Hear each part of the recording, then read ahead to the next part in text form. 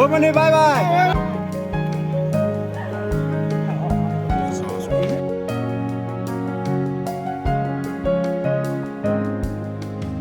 আমাৰ অসমত নদী পৰ্যটনত কাম কৰি থকা আমাৰ এগৰাকী বিশেষ পৰ্যটন কৰ্মী ধীৰাজ বিকাশ গগৈৰ নেতৃত্বত আজিৰ পৰা ডিব্ৰুগড় বগীবিলৰ পৰা এক 13 দিনীয়া ৰোমাঞ্চকৰ যাত্ৰাৰে ব্ৰহ্মপুত্ৰৰ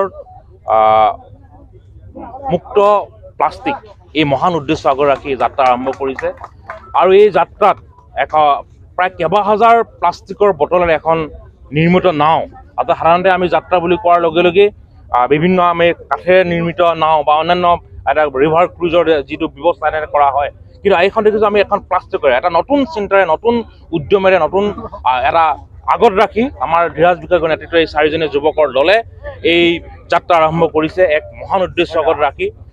আমি শুভেচ্ছা জনাবৰ বাবে আহিছোঁ ধীৰাজ বিকাশজী 13 দিনীয়া ৰোমাঞ্চকৰী যাত্ৰা। এই যাত্ৰাটো দেখাই মহান উদ্দেশ্য জাগা দেখিছে প্লাষ্টিক মুক্ত মহাবাহু ব্ৰহ্মপুত্ৰ আমাৰ আয়ুস ৰখা মহাবাহু ব্ৰহ্মপুত্ৰক প্লাষ্টিক মুক্ত কৰাৰ যিটো প্ৰয়াস এই প্ৰয়াসটো সঁচাকৈ আদৰণীয় এটা প্ৰশংসনীয় প্ৰচেষ্টা। এই প্ৰচেষ্টাক মই সমগ্ৰ অসমৰ ৰাইজক পৰিৱেশ কৰ্মীক ব্ৰহ্মপুত্ৰ নদীখনক আৱৰ্জন মুক্ত আমাৰ প্লাষ্টিক মুক্ত কৰিবৰ কাৰণে তেখেতক মই আদৰণি জনাবৰ কাৰণে মই আহ্বান জনাওঁ। হয়, মই ইয়াৰ তৰফৰ পৰাই সকলো নিউজক মই আন্তৰিক শুভেচ্ছা জনাইছোঁ আৰু অসমবাসী ৰাইজৰ ডিব্ৰুগড়বাসী আৰু বৰপেটাবাসী ৰাইজে মোক আশীৰ্বাদ কৰাৰ কামনা কৰিছোঁ। মই যিহেতু এটা মোৰ 13 দিনীয়া এই যাত্ৰা মই ডিব্ৰুগড়ৰ পৰা গুৱাহাটীলৈকে কৰিম আৰু প্লাষ্টিক মুক্ত ব্ৰহ্মপুত্ৰ যিটো মোৰ প্ৰয়াস সেইটো মই আগলৈও কৰি যাবলৈ মোক এটা সাহস দিয়ে সেই কামনা কৰিছোঁ। আৰু ব্ৰহ্মপুত্ৰখন মোৰ কাৰণে ঘৰ, যিহেতু মই 19 চনৰ পৰা ৰিভাৰ টুৰিজিমৰ লগত জড়িত আৰু 19 চনৰ পৰা ৰিভাৰ টুৰিজিমত জড়িত। মই দেখিছোঁ যে কি এই নদীৰ যিটো মানে বিউটি সেইটো মই দেখিছোঁ সচৰাচৰ। মই উজনিৰ পৰা নামনিলৈ মই টুৰিষ্ট লৈ অহা যোৱা কৰোঁ, তেতিয়া দেখোঁ যে কি বহুত চাপৰি আছে যি চাপৰিত মানুহৰ সমাগম নাই, কিন্তু তাত জীৱ জন্তু বাস কৰে। তাত দেখিছোঁ যে কি বহুত প্লাষ্টিক পৰি থকাৰ আমি লক্ষ্য দেখা হৈছে। সেই লক্ষ্য ৰাখি মই দেখি যে 2021 চনৰ পৰাই মই এই এটা প্ৰজেক্ট লৈছিলোঁ যে কি প্লাষ্টিক ফ্ৰী ব্ৰহ্মপুত্ৰ।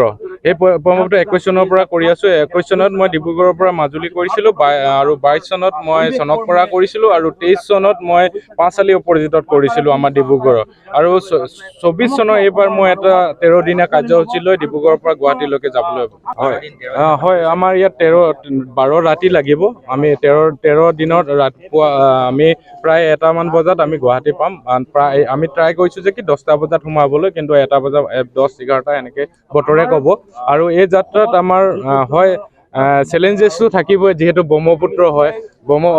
ভাৰতবৰ্ষৰ আটাইতকৈ মানে শক্তিশালী নদী আৰু যিখন মেইন ৰিভাৰ সেইখনক আৰু আমি আনন্দিত হওঁ যে কি মই নিজৰ ঘৰখনক চফা কৰিব পাৰিছোঁ, যিহেতু মই ব্ৰহ্মপুত্ৰখনক মোৰ ঘৰ বুলি ভাবোঁ। যাত্ৰাটো কেনেকুৱা হ'ব ধৰি লওক আপুনি? হয়, ইয়াৰ পৰা আমি যাত্ৰাটো আমাৰ ইয়াৰ পৰা দিনত আমি চফা কৰি গৈ থাকিম। ৰাতি আমি য'তেই পাওঁ তাতে হোল্ড কৰিম, চফা কৰি ৰাতি হোল্ড কৰিম।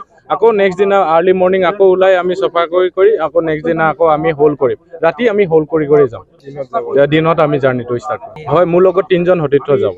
আপুনি আৰু 3জন? হয়।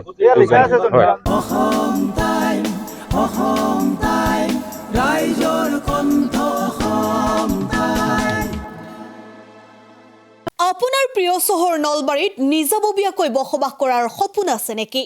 চহৰৰ মাজমজিয়াত মাটি কিনি ঘৰ সাজি লোৱাৰ সমস্যাই দেখা দিছে নেকি? সেই সমস্যা এতিয়া আৰু নাই।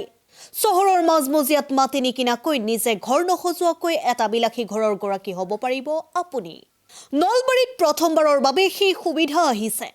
নলবাৰীত প্ৰথমটো ৰেৰাৰ দ্বাৰা অনুমোদিত আটকধুনীয়া এপাৰ্টমেণ্ট এতিয়া চহৰৰ গোপাল বজাৰত নিৰ্মাণ হৈ উঠিছে। আটকধুনীয়া আহল বহল এপাৰ্টমেণ্ট তীৰ্থদ্বীপ এনক্লেভ।